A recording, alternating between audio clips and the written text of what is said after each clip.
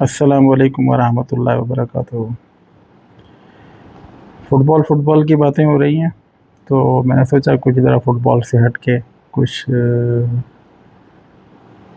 मुख्तसर सा व्लॉग बनाया जाए।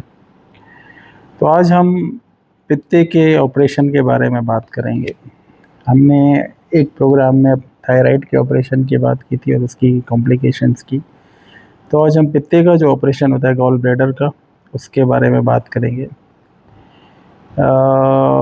जब हम ट्रेनिंग में थे, आज समझ लें आज से 25-30 साल पहले, तो उस वक्त पित्ते का ऑपरेशन जो है वो यहाँ पे राइट साइड पे कट मार के हम करते थे, तकरीबन 8 सेंटीमीटर 10 सेंटीमीटर मरीज़ की बिल्ट के हिसाब से। लेकिन आजकल ये ऑपरेशन लेप्रोस्कोपिक होता है, जिसको आम ज़बान में लेज़र का ऑपरेशन भी कहते हैं जी, लेज़र वाला ऑपरेशन।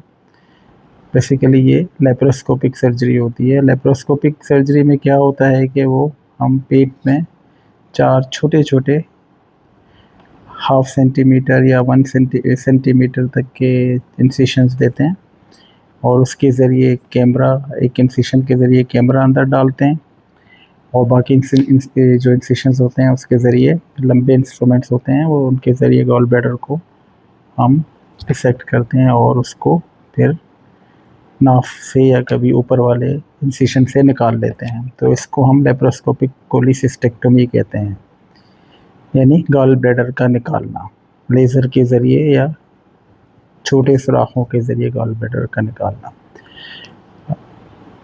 तो ये एक आम ऑपरेशन है आजकल, और हम यहाँ पे ओमान में मरीज़ को उसी दिन शाम में डिस्चार्ज कर देते हैं। मरीज़ को वार्ड में दाखिल करने की भी ज़रूरत नहीं होती अगर स्ट्रेट फॉरवर्ड केस है तो। लेकिन अगर थोड़ा कॉम्प्लिकेटेड केस है और पेचीदे केस है तो उसको एक दिन के लिए रख लेते हैं, वरना अमूमन मरीज़ सुबह घर से आता है खाना पिए खाए बग़ैर, और उसका ऑपरेशन हो जाता है, और वो ऑपरेशन के तकरीबन 6 घंटे बाद घर चला जाता है। अच्छा, वैसे तो मतलब लग रहा है कि ये बहुत ही एक स्ट्रेट फॉरवर्ड ऑपरेशन है, और स्ट्रेट फॉरवर्ड ही है, लेकिन अगर इसमें एहतियात ना की जाए ऑपरेशन में तो बड़ी सीरियस पेचीदगियाँ हो सकती हैं इसमें। तो जिस तरह ड्राइविंग के उसूल होते हैं कि जी आपने गाड़ी किस तरह ड्राइव करनी है, इसी तरह इस ऑपरेशन के भी कुछ बुनियादी उसूल होते हैं जो हमने उन उसूलों को फॉलो करना होता है। अगर आप उन उसूलों को फॉलो नहीं करेंगे और थोड़ी सी भी बेएहतियाती करेंगे और थोड़ा सा भी केयरलेसनेस करेंगे तो इस ऑपरेशन में पेचीदगियाँ हो सकती हैं, और जो पेचीदगियाँ होती हैं वो बड़ी ख़तरनाक किस्म की पेचीदगियाँ हो सकती हैं।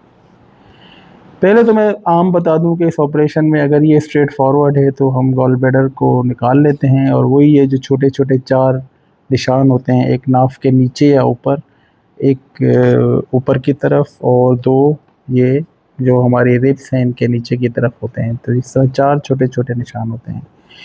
जो भी लेप्रोस्कोपिक ऑपरेशंस होता है, चाहे वो गॉल ब्लैडर का निकालना हो या अपेंडिक्स का निकालना हो, उसमें हम मरीज़ को पहले बता देते हैं कि जी अगर कोई पेचीदगी अंदर हुई तो हम इसको ओपन भी कर सकते हैं, मतलब कन्वर्ट कर सकते हैं। तो कन्वर्जन की कंसेंट मरीज़ से हम पहले ही ले लेते हैं ये, क्योंकि उस वक्त ऑपरेशन में आप बाहर आके नहीं मरीज़ को बताएंगे उसके रिश्तेदारों को कि जो ऑपरेशन हमें कन्वर्ट करना पड़ेगा। तो कन्वर्ट आप की कंसेंट जो है, इजाज़तनामा पहले से ले लेते हैं। अगर तो ऑपरेशन स्ट्रेट फॉरवर्ड हो गया तो कोई प्रॉब्लम नहीं है, ठीक है। लेकिन जो जैसे मैंने पहले कहा कि कुछ ऑपरेशंस के जो बुनियादी उसूल हैं हमने उनको फॉलो करना है, उनको वायलेट नहीं करना है, उनकी खिलाफ वर्जी नहीं करनी है, वरना पेचीदगी हो सकती है। एक तो इसमें इस तरह होता है कि जो गॉल ब्लैडर की अपनी नाली होती है और एक पित्ते की नाली होती है जो लिवर से आ रही होती है, और उसी में लाके ये गॉल ब्लैडर की नाली ज्वाइन करती है इसको। तो हमने पित्ते की जो नाली है उसको हमने क्लिप करना होता है। तो खुदा न खास्ता अगर गलती से आप जो जिगर से नाली आ रही है, कॉमन बाइल डक्ट, उसको क्लिप कर देंगे तो बहुत پرابلم ہو جاتی ہے. تو ان کی آئیڈینٹیفیکیشن جو ہے بہت ضروری ہے، اور اس آئیڈینٹیفیکیشن کے کچھ اصول ہیں جو ہر سرجن کو پتہ ہوتے ہیں، تو وہ ان اصولوں کو فالو کرتا ہے. لیکن کبھی کبھار لوگ ان چیزوں کو نظر انداز کر دیتے ہیں، تو وہ بجائے پتے کی نالی کو کلپ کرنے کے وہ جو لیور سے نالی آ رہی ہے اس کو کلپ کر دیتے ہیں، اور یہ اگر اس طرح ہو جائے تو یہ ایک بہت ہی ڈیوسٹیٹنگ کمپلیکیشن ہے، اور پھر اس کے لیے مریض کو دوبارہ سرجری اور بہت بار پرابلمز ہوتے ہیں اس کو. تو یہ اسٹیپ بہت ہی کرٹیکل اسٹیپ ہے اس آپریشن کا، کہ جس میں ہم اس چیز کو پہلے سے بڑی کیئرفلی آئیڈینٹیفائی کرتے ہیں. تو یہ سب سے اہم کمپلیکیشن ہے اس چیز کی. ٹھیک ہے. دوسری کمپلیکیشن یہ ہوتی ہے کہ کبھی کبھار اگر پتے کے اندر بہت ساری چھوٹی چھوٹی پتریاں ہیں، تو وہ جو پتے کی نالی سے سلپ ہو کے جو لیور کی نالی ہے اس میں آ جاتی ہیں، اور مریض اس وقت تو چلو ٹھیک ہوتا ہے، لیکن مریض 4 دن 5 دن 1 ہفتے کے بعد پی لی اے کے ساتھ آتا ہے. جب پی لی اے آپ کراتے ہیں، رپورٹ کرا کے چیک کرتے ہیں، تو پتہ پڑتا ہے کہ جی پتھر جو ہے وہ سلپ ہو کے اس نالی سے بڑی نالی میں آ کے وہاں پہ بلاک ہو گیا ہے. تو یہ ٹھیک ہے، یہ پرابلم ہو سکتا ہے، لیکن اس کے لیے پھر ایک اور چھوٹا سا انڈوسکوپک آپریشن ہوتا ہے، وہ کرتے ہیں، اس نالی کو چوڑا کر دیتے ہیں، تو پتھر وہاں سے سلپ ہو جاتا ہے. تو یہ ہے. تو یہ 2 کمپلیکیشن ہیں. تیسری کمپلیکیشن یہ ہو سکتی ہے کہ آپریشن کے دوران بلیڈنگ زیادہ ہو جائے. اگر خدا نخواستہ بلیڈنگ بہت زیادہ ہو رہی ہے، اور وہ بلیڈنگ پھر لیپروسکوپک کے ذریعے کنٹرول نہیں ہو رہی ہے، تو پھر مریض کو ہم کٹ مار کے اوپن کرتے ہیں اور اس بلیڈنگ کو کنٹرول کرتے ہیں. بسا اوقات ایسا ہوتا ہے کہ جب ہم گال بلیڈر کو، کیونکہ گال بلیڈر آپ نے دیکھا ہوگا کہ جگر کے ساتھ چپکا ہوا ہوتا ہے، ٹھیک ہے نا، تو جب اس کو آپریشن میں پھر ہم پتے کو جگر سے ہٹا رہے ہوتے ہیں، تو اس ہٹانے کے درمیان کیا ہوتا ہے کہ پتا پھٹ جاتا ہے. کبھی کبھار اگر آپ نے صحیح طریقے سے اس کو سپریٹ نہیں کر رہے آپ پتے کو جگر کے ساتھ، لیور کے ساتھ، تو وہ پتا پھٹ جاتا ہے. جب پتا پھٹے گا تو اس میں کیا ہوتا ہے کہ اس کی پتھر بھی باہر آ جائیں گے، اور پتے کا جو اپنا فلوئڈ ہے، بائل ہے، وہ باہر آ جائے گا. پھر ان پتھروں کو ہم اٹھاتے ہیں، بار بار ایک ایک پتھر کو ایسے کر کے نکال کے اس کو نکالتے ہیں. تو ہمیں یہ احتیاط کرتے ہیں اکثر کہ جب ڈسیکٹ کر رہے ہوں تو پتا نہ پھٹے عموماً، لیکن پھٹ سکتا ہے. تو یہ بھی ایک چھوٹی کمپلیکیشن ہے، لیکن یہ نہیں ہے. لیکن جو 2 کمپلیکیشنز سیریس نہیں ہے، ایک تو یہ ہے کہ غلط ڈکٹ کو کلپ کرنا، تو بہت ہی سیویئر کمپلیکیشن ہے. ٹھیک ہے.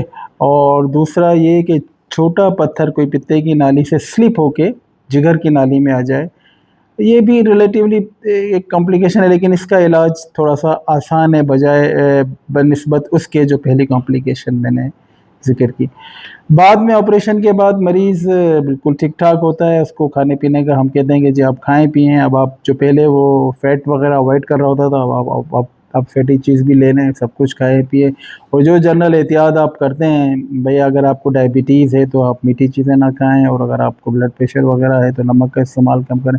جو جنرل چیزیں، انسٹرکشنز ہیں، وہ مریض کو ہم کہتے ہیں کہ آپ فالو کریں، ادروائز تو کوئی ایسی پرابلم نہیں ہے. پھر دوسری ایک چیز یہ بھی ہوتی ہے کہ جو پتا ہم نکالتے ہیں، اس پتے کو ہم پھر بایوپسی کے لیے بھی بھیجتے ہیں، اور بھیجنا چاہیے. ٹھیک ہے. اکثر آپ سمجھے کہ 95 سے 98% وہ رپورٹ نارمل ہی ہوتی ہے، مطلب پتے کا انفیکشن ہی ہوتا ہے اس میں، لیکن کبھی کبھار وہ خدا نہ خواستہ کینسر بھی ہوتا ہے. ٹھیک ہے.